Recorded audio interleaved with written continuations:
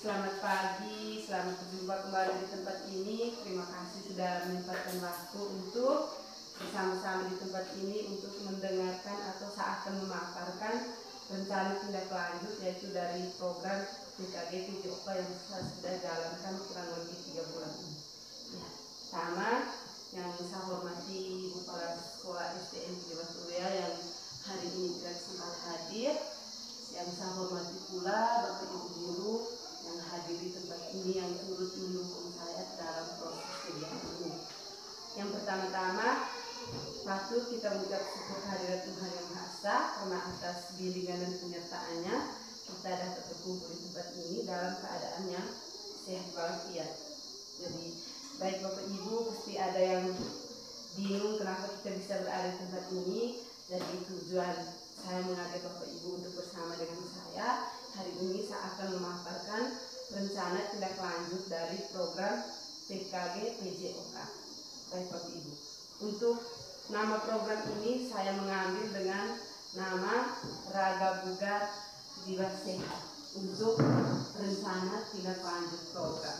Jadi latar belakang dari kegiatan ini yang pertama itu gaya hidup sehat dan kebugaran tubuh sangat penting untuk anak-anak sekolah dasar karena merupakan masa penting dalam mengembangkan fisik dan mental.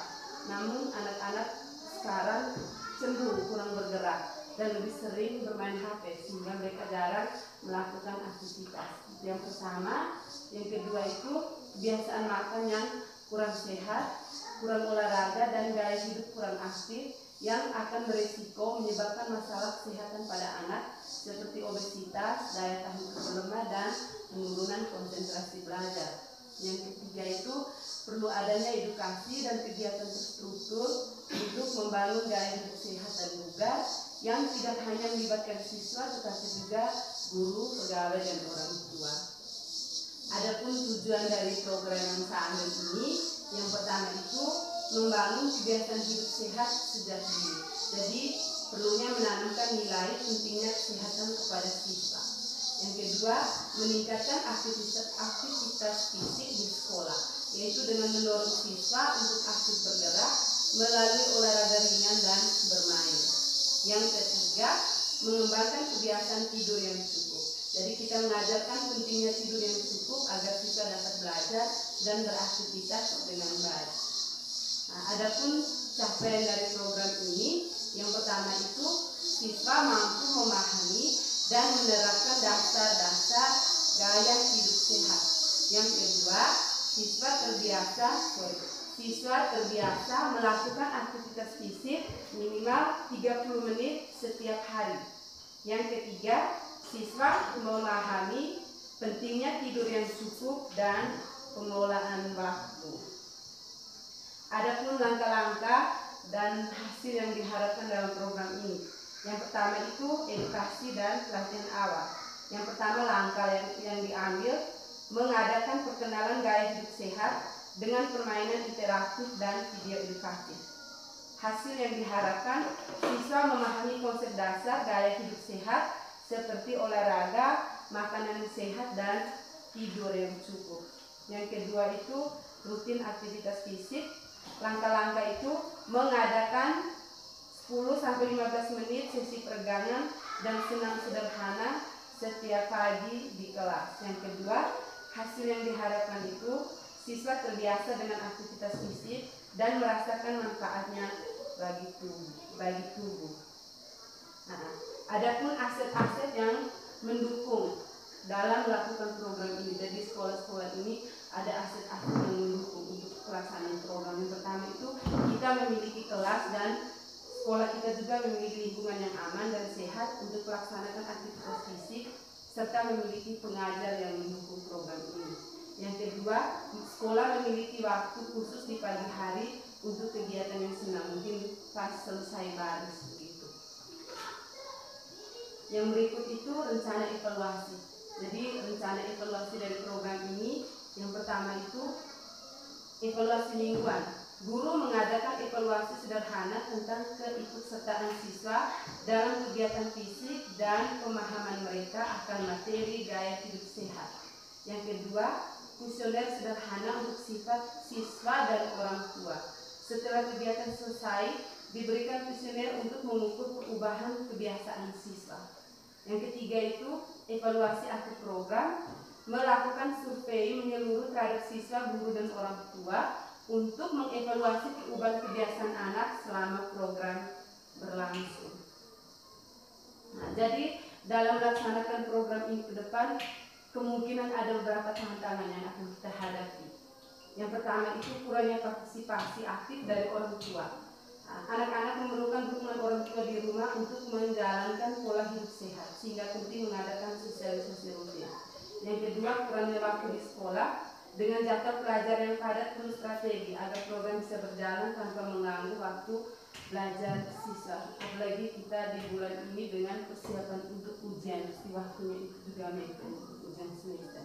Yang ketiga, konsistensi kebiasaan anak. Siswa mungkin memerlukan dorongan lebih agar konsisten, terutama pada hal-hal baru seperti memilih makanan sehat atau tidur yang cukup. Yang berikut itu kesimpulan dari rencana program ini. Dengan adanya program ini diharapkan menjadi landasan bagi siswa di sekolah kita dalam memahami dan menjalani gaya hidup sehat yang dapat terus-menerus dikembangkan di masa sekarang dan di masa yang akan datang. Terima kasih. Baik Bapak Ibu, itu tadi sedikit saya memaparkan rencana program saya untuk tidak lanjut kegiatan PJOK. Jadi setelah Bapak Ibu mendengar pemaparan ini, mungkin ada masukan, usul, saran yang diperlukan atau untuk membantu saya dalam menjalankan program ini. Nah, waktu dan kesempatan saya berikan.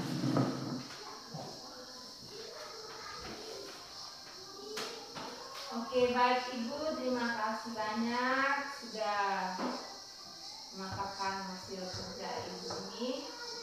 Dan saya tuh Ibu, kira-kira kapan ini rencana pelaksanaan program ini? Ya, baik Ibu, terima kasih untuk rencana kegiatan program ini. Saya rencananya di bulan November setelah ini sampai dengan Desember tahun 2020 untuk pelaksanaannya. Sepikir Januari tidak Ibu? Masih berlanjut kegiatan? Ya, kegiatan ini berlanjut, tetap berlanjut. Oke, baik, bagus sekali Ibu. Kalau dari saya bagus sekali untuk bukan hanya untuk siswa, tapi untuk kita guru-guru juga. Jadi dengan harapan jangan hanya sekedar di PKGI saja, tapi memang benar-benar kena sasaran. Jadi sehingga ini menjadi suatu kebiasaan di sekolah kita, baik guru maupun siswa. Jadi punya aktivitas bergerak tadi, jangan supaya anak-anak juga jangan terlalu dengan HP seperti dengan keadaan sekarang. Jadi harapannya benar-benar sesuai dengan sasaran dan benar-benar terlaksana. Itu saja Ibu dari saya. Terima kasih. Baik Ibu Lili, terima kasih untuk masukannya. Saya juga berharap untuk kegiatan ke depan juga mungkin ada dukungan dari Bapak Ibu guru semua sehingga kegiatan ini dapat berjalan dengan lancar. Terima kasih. Mungkin ada dari Bapak Ibu guru yang lain? Dari saya, harapan dari rencana tindak lanjut PKG PJOK ini ke depannya di antara guru PJOK dan guru kelas dapat berkolaborasi untuk menghadirkan lingkungan gaya hidup yang sehat, karena dengan gaya hidup yang sehat ini dapat berdampak langsung kepada kemampuan kognitif anak dalam proses pembelajaran di kelas. Baik Ibu, terima kasih banyak. Ya, mungkin ke depan kita lebih banyak berkolaborasi antara guru mata pelajaran juga dengan wali-wali kelas. Baik, terima kasih Ibu Nur. Terima kasih ada dan Ferdius. Terima kasih atas materi yang sudah Ibu jelaskan. Dari saya kira-kira siapa-siapa kelas berapa yang terlibat dalam kegiatan ini. Baik Pak, terima kasih. Untuk kegiatan ini nanti saya melibatkan kelas semua siswa-siswi SDN Watubea dari 19 siswa itu dari kelas 1, kelas 2, kelas 4, dan kelas 5 semua dilibatkan. Terima kasih. sudah. Baik Bapak Ibu Guru, terima kasih untuk masukan, usul saran semuanya, saya terimanya dengan baik. Semoga kedepannya nanti kita saling mendukung sehingga saya juga bisa menjalankan program ini ke depan, karena ini untuk kebutuhan anak didik kita. Jadi semoga ini menjadi langkah saya untuk melakukan kegiatan di masa yang akan datang. Jadi seperti Ibu Lilis tadi, tidak hanya untuk kegiatan PKG, tapi ini menjadi keberlanjutan untuk masa-masa yang akan datang. Terima kasih Bapak Ibu Guru untuk waktu dan kesempatannya. Terima kasih juga sudah mendengarkan pemaparan materi sehari ini, rencana program sehari ini. Semoga kita tetap kompak untuk masa-masa yang akan datang. Terima kasih dan selamat siang.